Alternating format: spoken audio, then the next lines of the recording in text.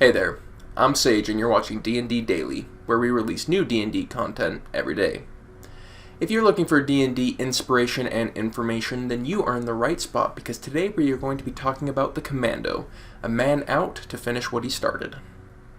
In order to play the Commando, you are going to need to pick the Thief Rogue class, and you're going to need to take the Mercenary background with the Tavern Brawler feat. The Commando was a leader of the Black Hawk Mercenary Company, a mercenary company known for getting the job done in creative ways and then celebrating after at a local bar. A small company of 6 individuals who had taken on jobs as big as halting an entire army's march by sabotaging their wells, supply lines, and roads. I say he was the leader because during the Commando's last job, his normally excellent planning skills were bested by the will of the gods. The job was to cripple the local gang's drug trafficking by simultaneously blowing up their 12 warehouses. An extra complication arose when a great and terrible black dragon attacked the town. The town was thrown into disarray as his team had to react to the new threat. Sadly, his team members were slain in this battle, and to add insult to the injury, the local center of government was also destroyed, leaving an opening for the crime lord to become more powerful than ever. The Black Hawk's motto is, "The job gets done," and the job isn't over yet.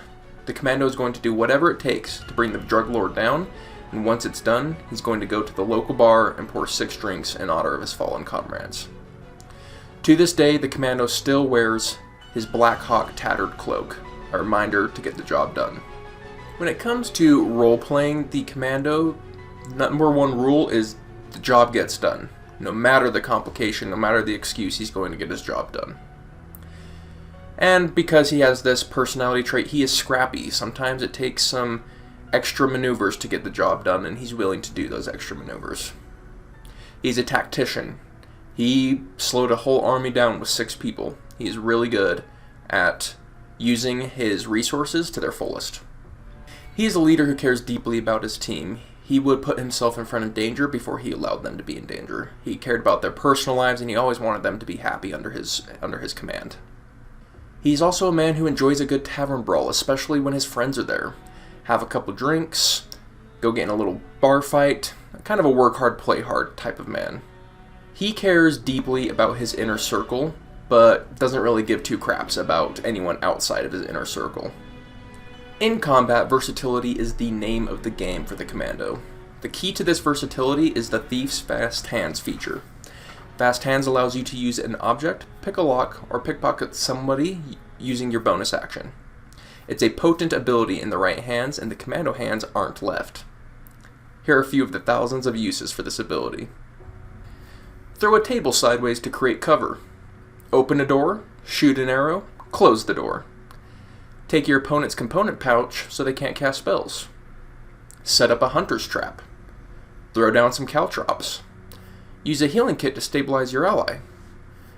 This particular one gets way better when you take the healer's feat, and is worth considering if your party likes to get knocked unconscious. Tie a rope. Poison your weapons right before using them. A core use of this ability is to throw grenades. Grenades in D&D are glass vials of different liquids. There are a few interesting mechanics that take place when you decide to throw one of these bad boys. They are considered improvised weapons, which is where Tavern Brawler comes in. Without Tavern Brawler, you just add your dex to hit when you throw it. With it, you get to add your proficiency as well. Since these are thrown improvised weapons, you get to add your dex to the damage done at the time of the throw. So acid is actually 2d6 plus dex, not just 2d6. The 3 types of grenades the Commando would use are oil. It's super cheap at 5 silver pieces and therefore spammable, though you do need an ally who can ignite the oil using something like a firebolt cantrip to get the most out of it. Acid for 25 gold pieces for 2d6 plus dex of acid damage. It's reliable and it's not a bad bit of extra damage. Alchemist Fire takes 50 gold pieces, does a d4 plus dex of fire damage at the start of their next turn, and a d4 of fire damage for all at the start of each of their turns, moving onward unless they use their action to put the flame out. This is really good because not only are you doing damage, you're also taking away their action. That can be a huge deal, and is probably worth the 50 gold pieces. The last thing to remember about fast hands is that you cannot use magic items as a bonus action, which includes health potions, unfortunately. The Commando also brings melee and ranged weapons into combat to be able to handle any threat. You are a tactician. Manipulate the battlefield to your advantage, create choke points, use environmental hazards, and keep cover in mind. Creativity is the only limiting factor to the Commando's combat abilities. Out of combat, you are the thief, you are the scout, you are the infiltrator. You do all those things that normal thief rogues would be doing. If you take expertise in sneak, and when you hit level 9 you get the Supreme Sneak Thief's ability, there is no one better in the game at sneaking than you are. On top of that, with your fast hands, you can do twice the amount of Thieves' Tools checks than anybody else can.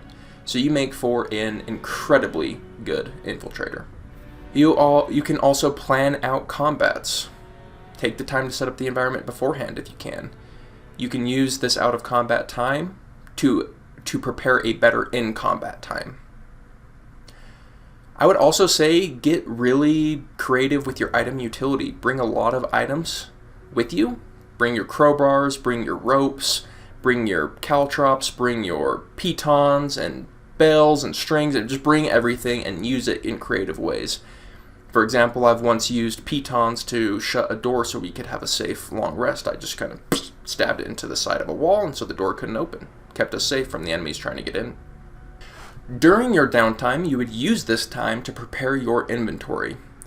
You would make sure you have all those items that you're going to be using. Unlike most people, you don't just walk into combat with everything you need.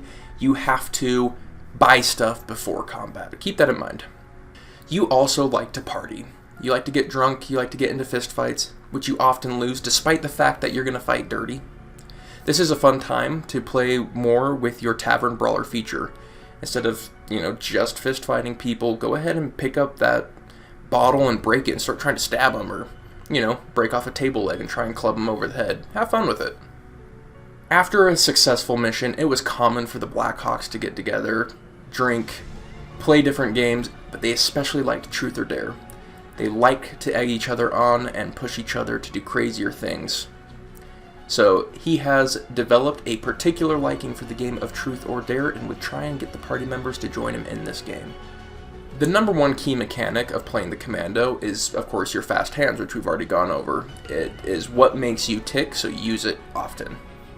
Expertise in Sneak and Thieves' Tools makes you an unbelievably good scout and infiltrator when combined with the Thief's Supreme Sneak ability. There is no one better at picking locks, and there is no one better at sneaking than you. The Thief's second story work ability allows you to climb up difficult to reach places. This is good for infiltration and scouting, and also can help you out in creative combat situations as well. And don't forget that sneak attack is your main source of damage. You are still a rogue, so you still got to be on the lookout for those sneak attack opportunities. The weaknesses of the Commando is he burns through money. He has to buy every bonus attack he makes, unlike most classes.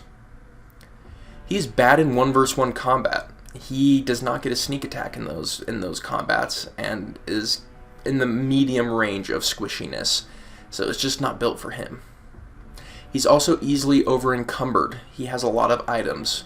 This, of course, can be mitigated by spreading those items throughout your party, or by using a bag of holding, but it could potentially be a weakness of his. As an NPC, the Commando would still be leading his mercenary group.